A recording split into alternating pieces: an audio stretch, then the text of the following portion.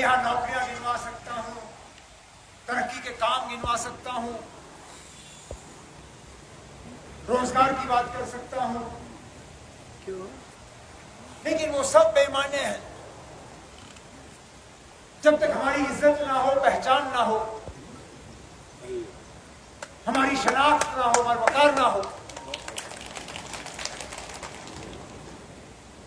आज न हमारी इज्जत है, न हमारी पहचान है, तहफ़्फ़ुज़ है नहीं, हम सिर उठा के चल नहीं सकते,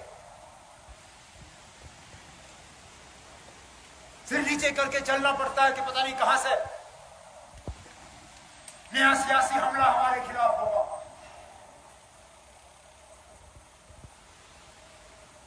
जब पार्लियामेंट का स्पेशल सेशन बुलाया जाता है, लोगों की टांगें कांपने लगती हैं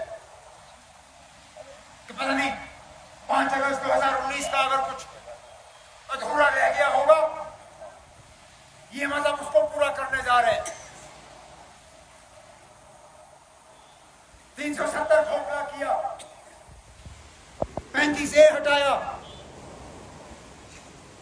जम्मू कश्मीर के 2 हिस्से हुए, फिर हमें यूनियन टेरिटरी बनाई गई। कहने के लिए तो आज जम्मू कश्मीर के किसी कोने में ही जश्न मनाने का प्रोग्राम रखा है। आज 31 अक्टूबर, कहते हैं यूटी फॉर्मेशन डे।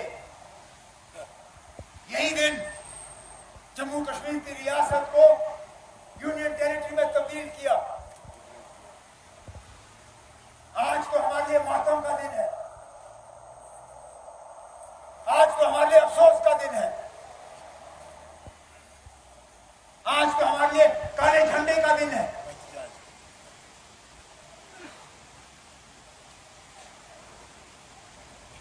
अरे मिला क्या हमें आपकी यूटी से? जलील करके रखा आपने हमें। किसी दफ्तर में आज इस रियासत के किसी भी बाशिंदे की सुनवाई नहीं। अरे अक्सर बेशतर तो हमारी जबान समझने वाला कोई नहीं, हमारी ज्योग्राफिया जानने वाला कोई नहीं। आपने वहां से अफसर लाए हैं जिनको अगर आप जम्मू कश्मीर का नक्शा दिखाओ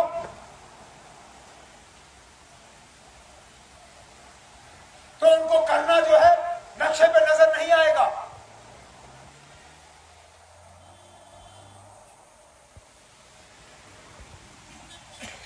उस वक्त कहा गया था कि बस यूटी बने तो आपके तमाम मुश्किलात हल होंगे। अरे कौन सा मुतालबा हल हुआ? कौन सी मुश्किलात हमारी कम हुई?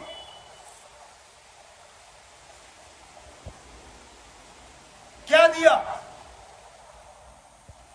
हमारे गवर्नर साहब कहते हैं कि 90,000 करोड़ के इन्वेस्टमेंट के प्रपोजल आए हैं। तो मेरे चश्मों का नंबर खराब है, मुझे जाके आंखों का टेस्ट कराना चाहिए, या तो फिर कहीं गवर्नर साहब धोखे में पड़ गए, क्योंकि 90,000 करोड़ कोई मामूली रकम है नहीं। 90,000 करोड़ में सिफर कितने हैं मुझे इस बात का अंदाजा नहीं, और मैं भी कॉलेज से पढ़ के निकला हूं। इतनी बड़ी रकम है कि आज शायद मुझसे 90,000 करोड़ लिखा नहीं जाएगा। तो गए कहां ये 90,000 करोड़? कहां लगे ये 90,000 करोड़ की फैक्ट्रियां? कौन काम कर रहा है उनमें? हमारे ठेकेदार बाहर के, रेत हमारी, पत्थर हमारा, जमीन हमारी, आबो हवा हमारी, लेकिन फायदा लेने वाले बाहर के। कहने के लिए तो ये कहते हैं कि हमने टैक्स की कमाई बढ़ाई,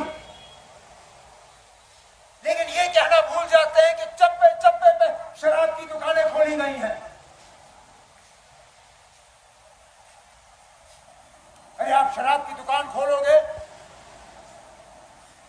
लोगों को नशे की तरफ ले जाओगे, तो टैक्स तो आपका बढ़ेगा ही। ये भी बताइए ना फिर साथ साथ में कि पिछले 5-6 साल में नशीली दवाइयों का कितना असर हमारे नौजवानों पे पड़ा, बताइए। लाखों हमारे नौजवानों का मुस्तकबिल तबाह हुआ इन नशीली दवाइयों के बदौलत। और बिना हुकूमत के इसमें मदद ये नहीं होता है। कहीं ना कहीं कोई ना कोई इसमें आंख बंद कर देता है ताकि ये नशीली दवाइयां चले। कोई नहीं रोकता है।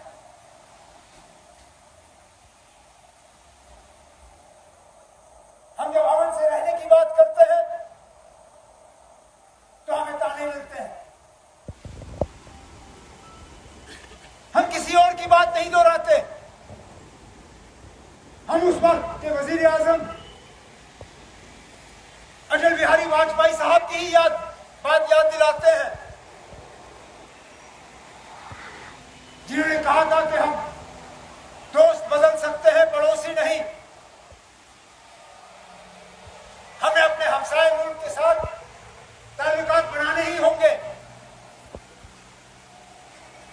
आखिरकार किस बात की सजा मिली कि हमारे जो रास्ते जोड़ दिए गए थे उनको काटा गया,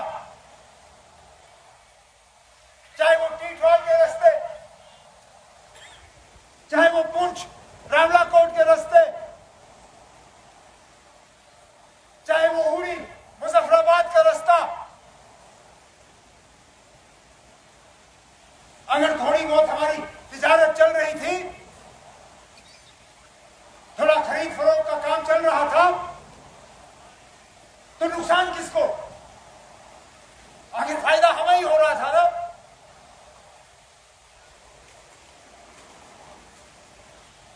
जिनके खानदान अलग हो गए इस लकीर के वजह, जो बच गए,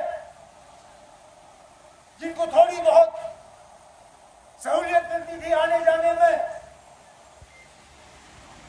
उनके आने जाने से किसको नुकसान था? रोकने की वजह क्या? क्या सिर्फ यहां के लोगों को सजा?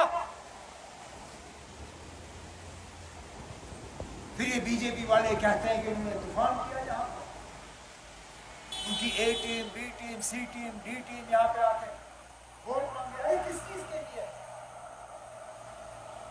इन्होंने कौन सा एहसान रखा?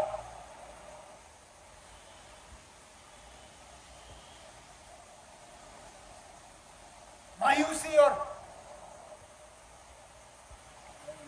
नाउम्मीदी के अलावा दिया क्या? तभी तो मैं कहता हूं कि बाकी चीजें तो हम बाद में कर लेंगे,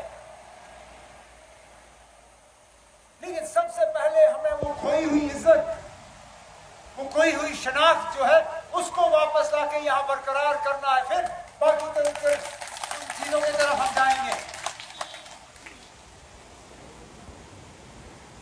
और उसके लिए लड़ने वाले हम ही हैं। बाकियों ने तो इन चीजों पे हाथ ऊपर कर लिए।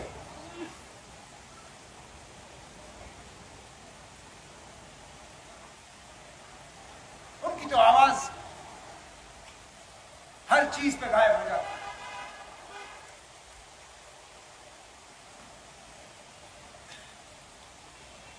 लेकिन इस लड़ाई में हम जो स्टेज पे बैठे हैं, हम ये लड़ाई अकेले नहीं लड़ सकते, क्योंकि आप बढ़कर हमारी ताकत हो। हमें हौसला आपसे मिलता है, हमें ताकत आपसे मिलती है।